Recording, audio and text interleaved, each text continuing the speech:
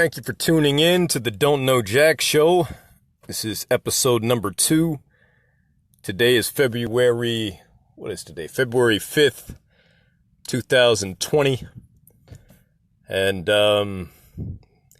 this is Don't Know Jack. Welcome to the show.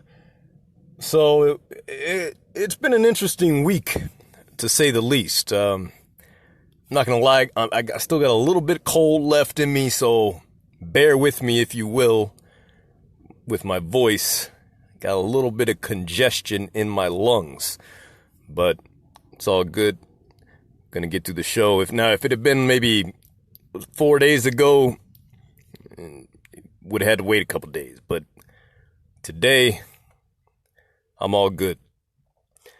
So, we had a Super Bowl this Sunday, and I gotta tell you, I'm not the biggest football fan. I didn't watch one game all year, to be honest with you. And I'm when it comes to the NFL, I'm not the guy. But I do like to tune in, like when it gets time to the playoffs, whether it be baseball or football or whatever, even the World Cup. I mean, if it's high level competition, I don't have an issue tuning in and seeing good competitors compete. I have no issue seeing a good game. So I tuned into the Super Bowl, looking to see some good football, and especially hearing about this kid, Patrick Mahomes. I was excited for him. That was a story I was looking forward to seeing. 24-year-old kid starting in the Super Bowl. So I went in highly anticipating this game and looking forward to it. But I got to tell you, I got to tell you, there were some things about it that turned me off a little bit. Now, I don't want to sound like a prude or anything like that. I understand that there's some things. There's some things I hope society never becomes comfortable with. Okay, and that's anybody in society. But I also understand that I'm more on the conservative side when it comes to, like the sexualization of women or anything like that. That, to me, that's just me though. And I know I'm in the minority probably, or probably at least 50-50. Let's just put it this way. I know there's not a large segment of the population that probably agrees with me. Not an overwhelming majority, at least.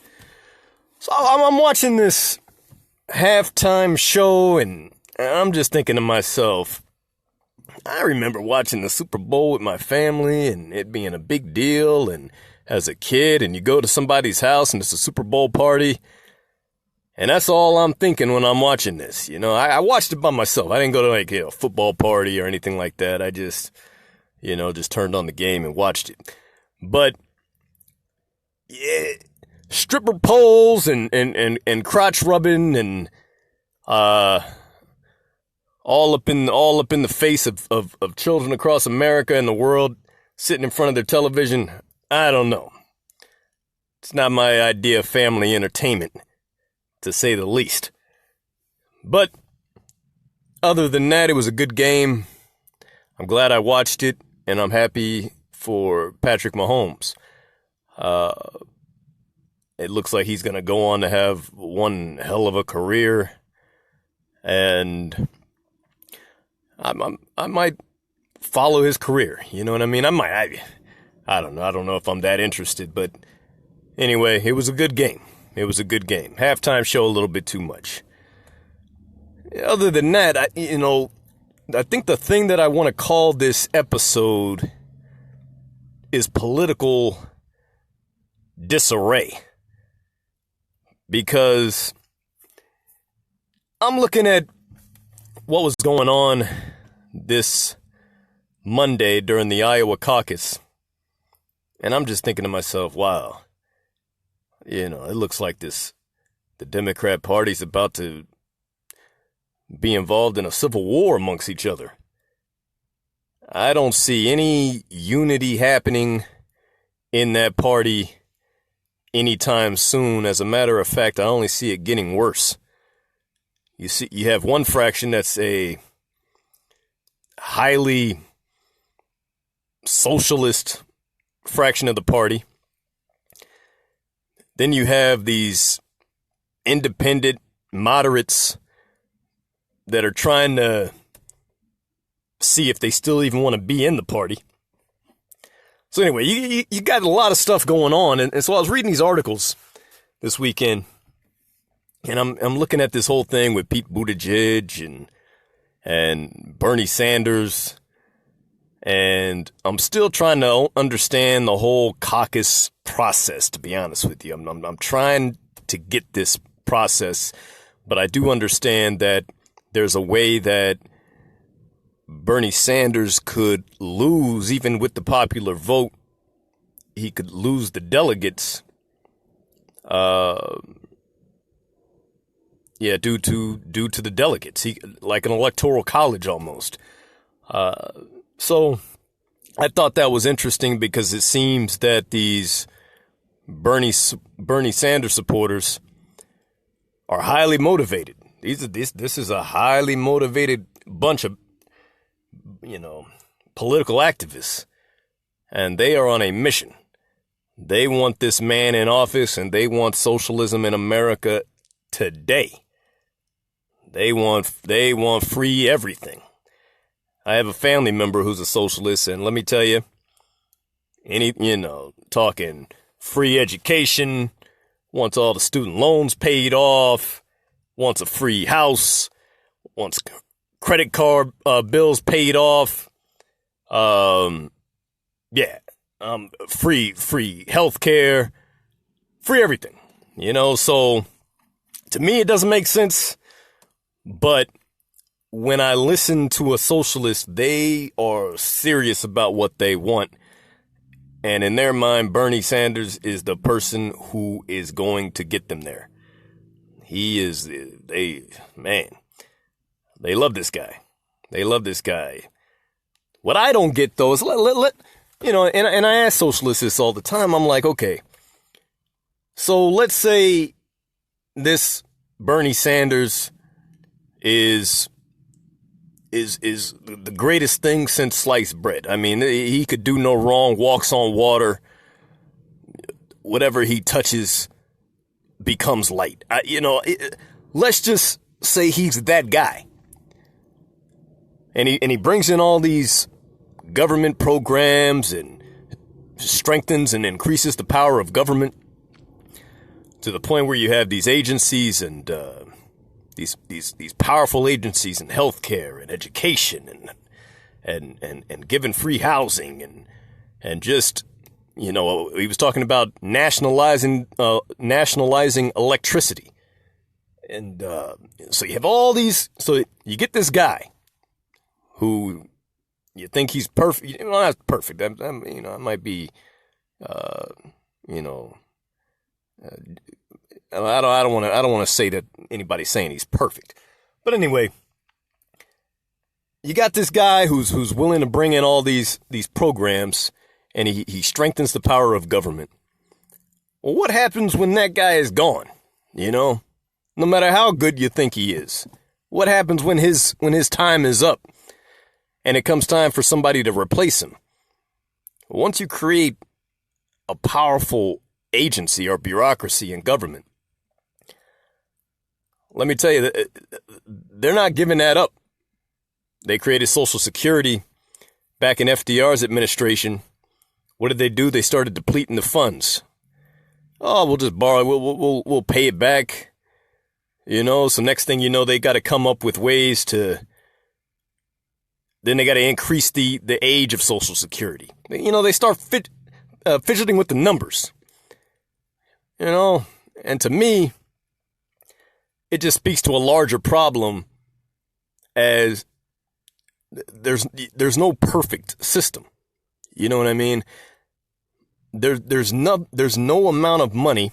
I think I said this last week in last week's episode. There's no price that can be paid for utopia. I don't think that if you invested $100 trillion or $900 trillion into trying to create a utopia, I don't think it's possible. But hey, that's just me. You know what I mean? Entitled to our different beliefs.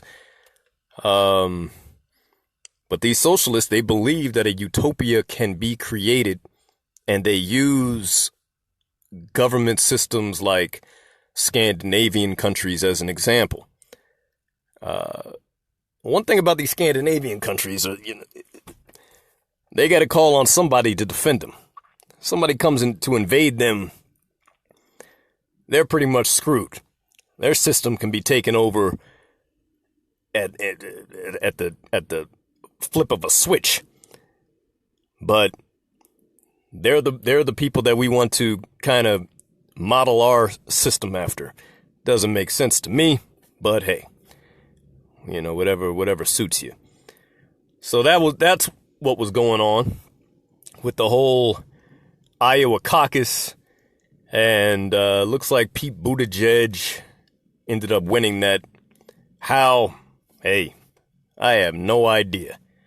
That guy seems more calculated than a frickin' cyborg robot. I mean, I don't know. Everything that guy does seems calculated. But, hey, some people see something in him. So, looks like he won Iowa, moving on to New Hampshire.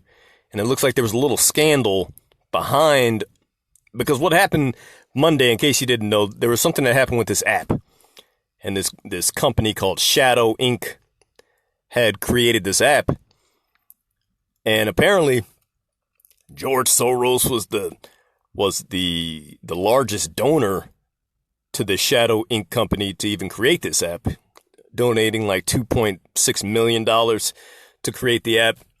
And then Pete Buttigieg, excuse me for messing up his name, but yeah, he had donated like $100,000 to the company. So I found that kind of odd, to be honest with you.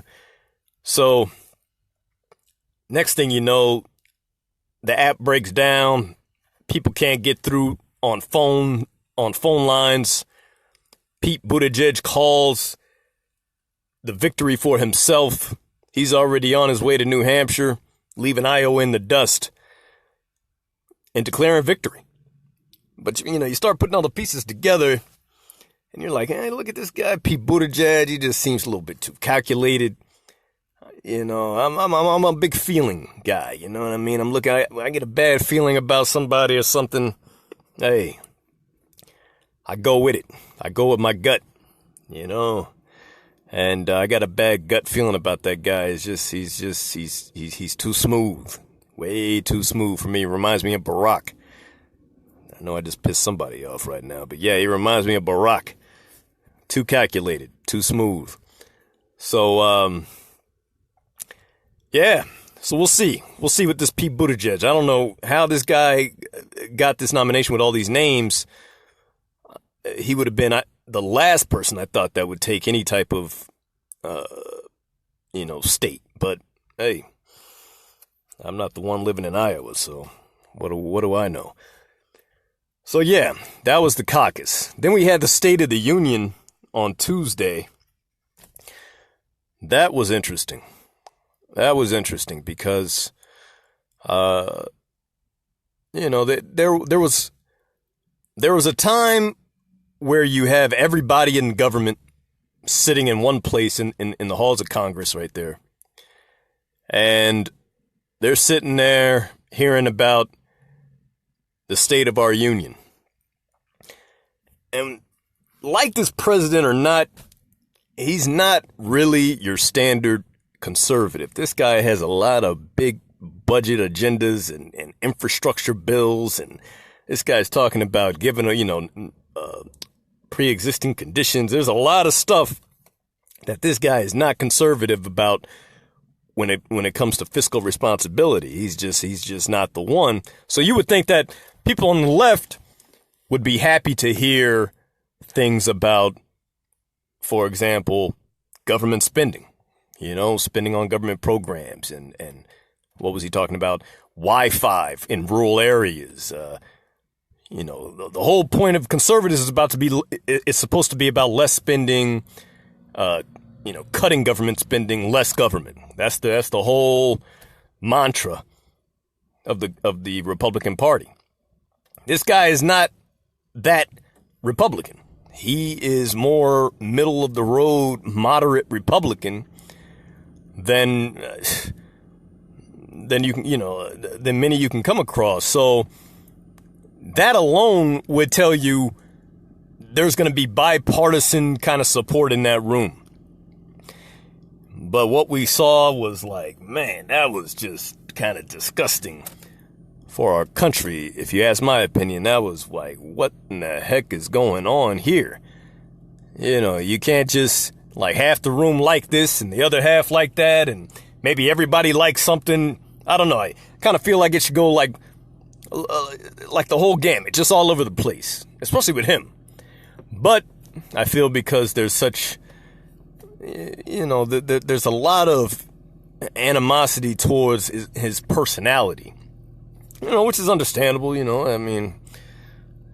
Some people may not like my personality. Some people may not like your personality. I mean, I get it. But the State of the Union wasn't a personality contest. We're talking about the State of the Union. You know what I mean? Not the state of this dude's personality. So, I don't know. To me, it's like save your personality contest for another day. Let's talk about the State of the Union. Let's talk about our country and come together for one day a year even. I don't know. Let's give it a shot. See how it goes for one day. But no, they're just, man, they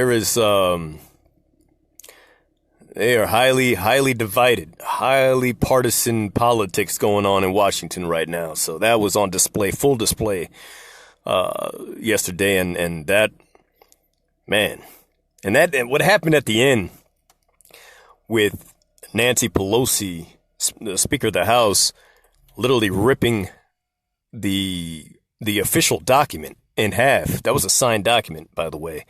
Ripping that in half, I felt was disrespect. I did. And that's even if you felt that he was disrespectful by not shaking his hand, and that's even if you felt that he saw her hand, because a lot of people say, I don't even think that he saw her hand, But let's say he saw her hand. That still is he's only disrespecting one person, her. You know what I mean? And it might be petty. I'm not gonna lie. Hey, even that might be petty. Talking to the State of the Union. You're about to give a State of the Union address, and the Speaker of the House puts her hands out for a handshake, and you say no matter all the crap she talks about you every day. Let it go. Come together for this one day. Even that, right? Even if that was just as bad, if you think that what he did was bad, and I can agree with that. I can actually agree that that was bad. So let's say we agree on that. That ripping of the papers, though, takes the disrespect, in my opinion, to a whole nother level. Because what was on that paper was way beyond the President of the United States.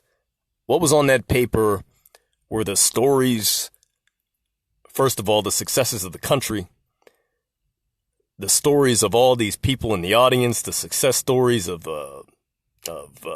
I can't remember his last name, but the gentleman who started the opportunity zones, the lady who had her daughter, 21 months. Man, what about that 100-year-old Tuskegee Airman and his great-grandson? Fascinating. The girl from Philadelphia getting a scholarship to go to any school she wants, school of her choice. I think these are great issues. First of all, I think school choice is a great issue, especially as an African American. I mean, some of the schools in the black neighborhoods across this country are some of the worst schools. How about giving these kids a voucher and letting them be able to go to a private school or go to a different school? Why not? So I don't know how anybody could be against school choice, especially if the goal is you want a better education for, our kids in America. But that being said, yeah, it was pretty damn disrespectful. And it was pretty petty and just cheap and ugly. So today we got this impeachment vote going on. I haven't really been able to follow it yet.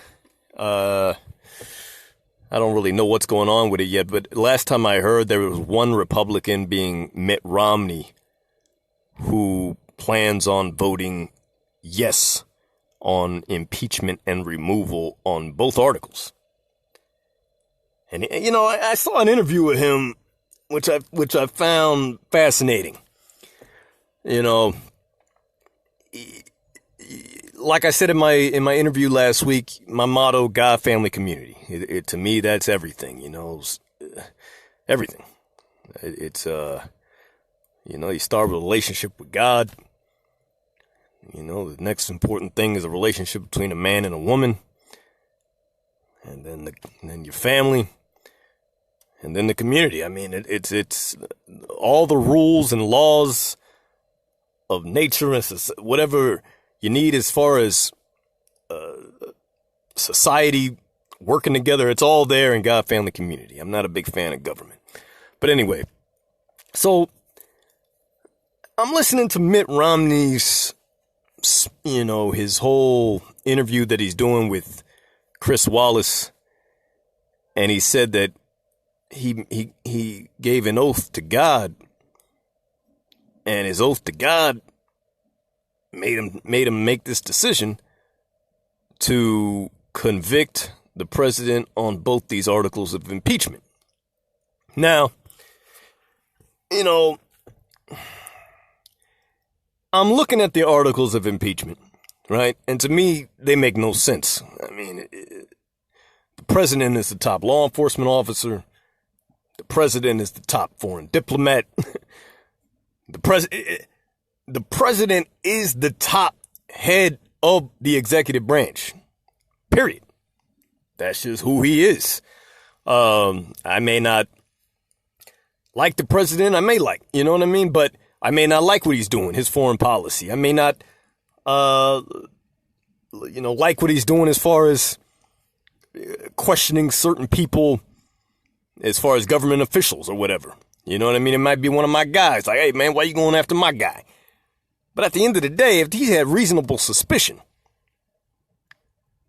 he's the top of the executive branch. Okay? It's not a matter of if you think it's right or wrong. Is what he did legal or illegal? Now, the argument's going to be made, it's not about committing a crime or breaking the law. It's about doing what's in his own best interest versus what's in the country's best interest. Yeah, but how do you know that? How do you know he's not doing what's in the country's best interest? In his mind. He might think in his mind he's doing what's in the country's best interest, and you interpret it as he's doing what's in his best interest. That's too, that's too ambiguous to me. It's just, you can't just convict somebody of impeachment on something ambiguous as that. You know what I mean? Because there is reasonable suspicion to believe that the Bidens were involved in corruption. Now, hey, all I said was reasonable suspicion. I'm not saying that nobody did anything. I don't know, Jack. I don't know what the hell went on. But it's at least worth looking into. To him. So, that's that. Kind of discussion is over. And then when it comes to the whole obstruction of Congress charge, hey, we got a right to defend ourselves. You know what I mean? He's got a right to defend the presidency. He's got a right to defend the executive branch. He has a right to defend himself. You know, there goes that cough coming. Excuse me. But, yeah, so to me, these were just BS charges. I'm more likely to believe that this whole thing was cooked up personally versus this is some legitimate impeachment trial. But hey, I also understand this is politics, so kind of is what it is. So anyway, I wasn't going to make this show long. Just wanted to check in, do another episode. Hoping you guys are doing good. I'm looking forward to a fight coming up. That's one sport I do watch is MMA. Looking forward to this fight coming up this weekend with Jon Jones and Dominic Reyes. And, you know, I'm looking at the whole breakdown between Jon Jones and Dominic Reyes, and I hope that Dominic Reyes, in his study of the tape on Jon Jones, is really paying attention to everything. Not just Jon Jones's defense, his oblique kicks to the knees, you know, his elbows, all his little cheap shots that he does, his extending of the fingers and poking people in the eye. Oh man, excuse me. Yeah, this is gonna have to be done soon because the cough is coming. But anyway, I'm hoping that he's looking at everything. I'm hoping that he's looking at how Jon Jones likes to get in people's head. I just watched an interview with Anthony Smith, another light heavyweight fighter, and I thought he said something very interesting, and I hope Dominic was paying attention because he was like, Jon Jones will mess up your whole schedule. Jon Jones will show up late because he knows the whole media caters to him. So he'll show up late knowing that he's going to mess your schedule up, and he's going to be on his schedule. And it's all these things to just mess with you, mess with your head, get you off your game, and just make you realize that he's the man and you're not, you know? So you're already kind of defeated before you even get in the octagon with him. So the good thing about Dominic Reyes' position, though, is he's had the ability to go back and look not only at all the fights prior to this one, but he's been able to look at what the people who have fought him have had to say after the fight, after fighting Jon Jones. You know what I mean? So that knowledge could help. You know, they say, you know, no one is half the battle. You know, I learned that from a TV show I used to watch as a kid. But yeah, no one is half the battle, so he's got a lot more knowledge than every fighter before him, of course, because he's had more to view. He's had more knowledge to intake. So we'll see what he does with it. He said, you know, played college football. I forget what college he played for, to be honest with you, Dominic Reyes. But he said that he learned a lot of things playing college football, how to be a professional, how to study tape, how to study the opposing team. So we'll see if he's going to take everything in before this fight and use everything to his advantage. So I'm looking forward to it. You know, he talks all the good talk like every other fighter that fights Jon Jones before they fight him. He talks all the good talk, but we'll see what he does with it. Another one I'm looking forward to seeing is Valentina Shevchenko. I love Valentina. I love her. She's got that front kick that she's got. Man, that thing is fast. She is so fast with her kicks. This Caitlin Chukagian that she's fighting out of New York, she's got a lot of heart. She seems scrappy. I'm watching her little style. You know, she's funky. It kind of reminds me kind of almost like a female version of Tony Ferguson. Tony Ferguson is a lightweight fighter. But, yeah, it kind of reminds me of that, just unorthodox. So, you know, when Valentina fought like another high-level striker in Joanna Jędrzejczyk. I have trouble with these Polish names. But when she fought her, that was like two high-level strikers going against each other, and that was just Valentina's. That was right in her wheelhouse. It was textbook for her. It was a good fight, don't get me wrong, but it was textbook. So maybe this Caitlin Chukagian, maybe her unorthodox style will bring something a little bit different. For Valentina to have to look at it. Maybe, we'll see. We'll see. I'm definitely going to be tuning in, so yeah. We'll see what happens this week. But, yep. That's about it. That's about it this week, but kind of keeping it short. So you guys, I will see you next Wednesday and let you know about the fights, whatever's going on out there in the political world, the life world. Nothing else too major going on. I did another thing about the State of the Union real quick. I did like what Trump said about planting 1 trillion trees. Personally, I would like to see food planted, versus trees. But planting especially when I'm seeing the expansion of this concrete jungle, I like to hear about planting. I want more plants, I want more food, more trees, and try to get some more nature back. All right. So anyway, I'm tuning out. Once again, this is Don't Know Jack, and I will see you next week on the Don't Know Jack Show.